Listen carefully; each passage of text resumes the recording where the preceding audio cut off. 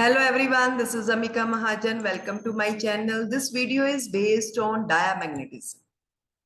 First of all, let's understand what are diamagnetic substances. These are those substances which get weakly magnetized in direction opposite to magnetizing field.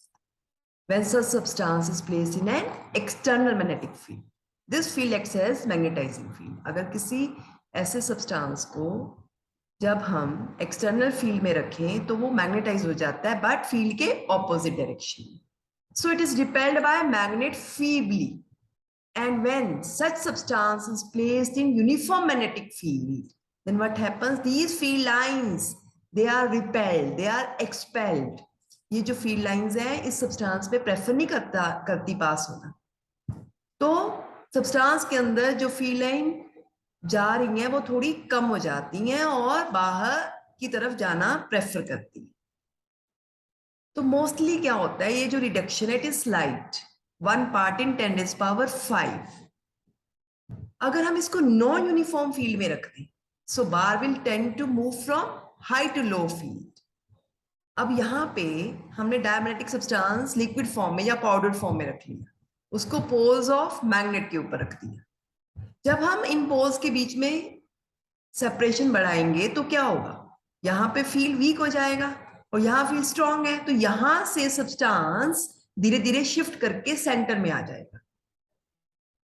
तो इसका मतलब ये weak field है और poles के नजदीक strong field है. So they shift from stronger part of field to weak field, क्योंकि ये फील्ड कौन सा है, non uniform.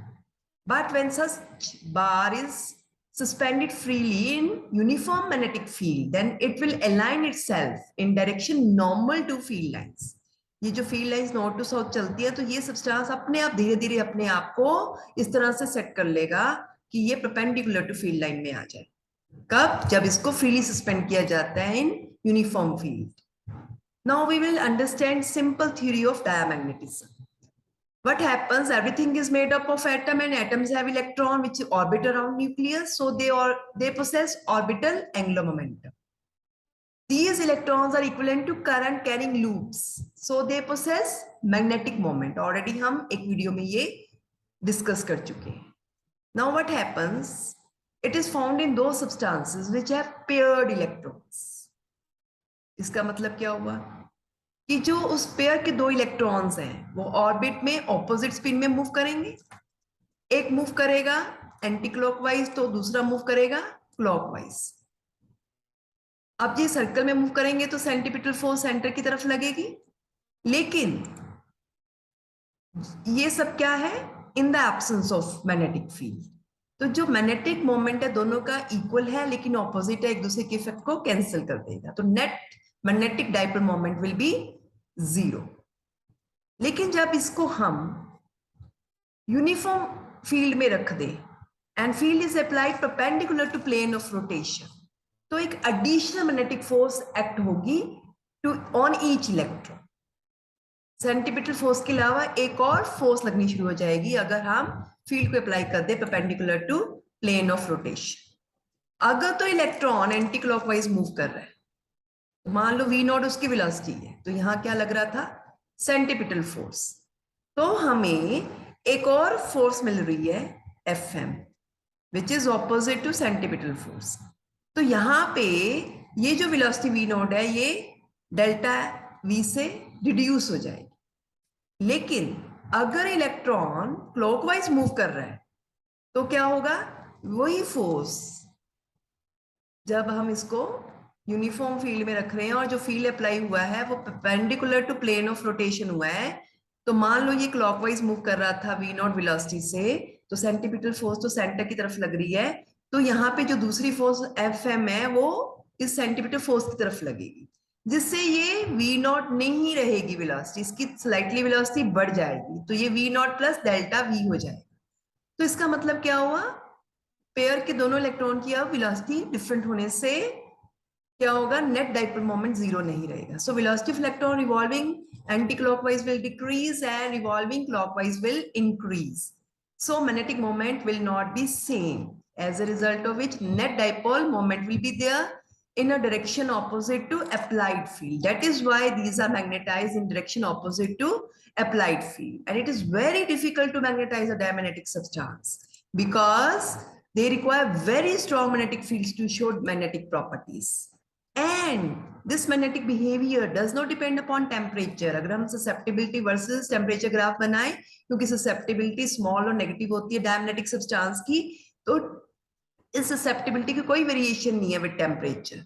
So it will be a straight line parallel to x-axis, but negative y-axis की तरफ हमें susceptibility मिलेगी. And intensity of magnetization is small but negative. So this will be the graph between intensity of magnetization and magnetizing field. And relative permeability of diamagnetic substance is less than 1. कुछ examples लेंगे diamagnetic substance की. Bismuth, copper, lead, silicon, nitrogen at STP, water and sodium chloride. Bismuth में unpaired electron होते हैं, फिर भी ये diamagnetic है. इसके ऊपर भी रिसर्च चल रही है. Why does this shows exceptional case. लेकिन एक चीज मानने वाली है कि जो ये जानना जरूरी है कि जो डायमैग्नेटिक मैग्नेटिज्म होता है ये सभी सब्सटेंसेस में, बट इसका इफेक्ट इतना वीक है कि mostly it gets shifted by other effects like paramagnetism and ferromagnetism. And most exotic diamagnetic material is superconductor. Superconductor कौन से हैं? जब कुछ metals हैं जिनको हम अगर कूल कर दें एक पर्टिकुलर टेम्परेचर पे जाके उनकी रेजिस्टिविटी बिल्कुल जीरो हो जाती है. They show both perfect conductivity and perfect diamagnetism.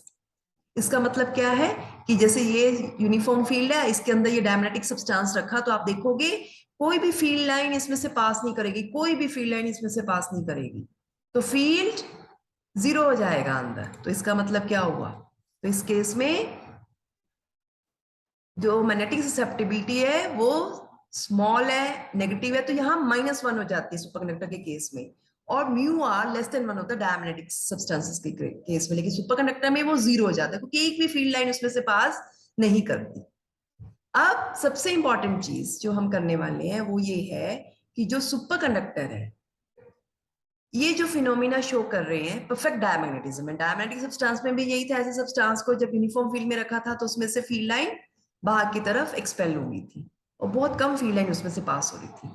तो यहाँ पे बिल्कुल फील्ड लाइन पास नहीं हो रही है. तो इस इफेक्ट को मिजनर इफेक्ट कहते हैं, which is named after its discoverer. और ये जो सुपरकंडक्टिंग मैग्नेट्स हैं इनका एक बहुत इंपॉर्टेंट एप्लीकेशन है. These are used for running magnetically levitated super fast trains. Thanks for watching this video. Like, share, subscribe to my channel.